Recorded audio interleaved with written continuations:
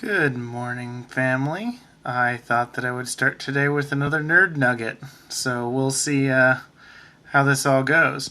So I'm actually a little mad right now. I was on the floors working with some nurses and helping them out with some technical issues, and they're like, "Well, women don't get technical issues," and that made me a little mad because that's not true. And if you've ever thought that women don't get technical issues, I need to introduce you to somebody really badly.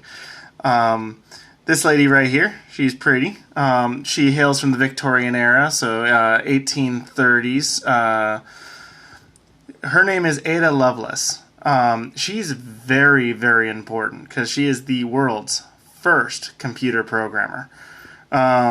The idea of a computer program didn't even exist until she was around, and it wasn't until 100 years later in the 1950s that people actually could make use of her theories.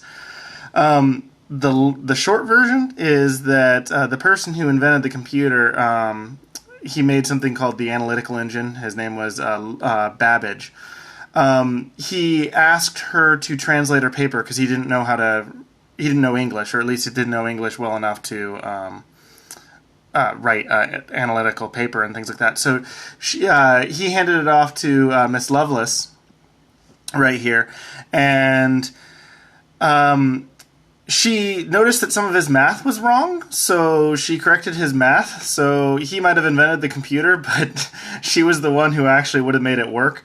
And then she saw the potential in a computer. Now, it was completely mechanical, not electrical like what we know now, and it was kind of way too big to ever be practically built, but it was, the Babbage engine was the first computer in the modern sense. But Miss Lovelace was like, well, this is really useful. It could do things. And so she modified the paper, basically doubling it in size, corrected his math, and wrote the first idea for a program, and stated that such programs could do all kinds of things like play music or, anything we use computers in for today.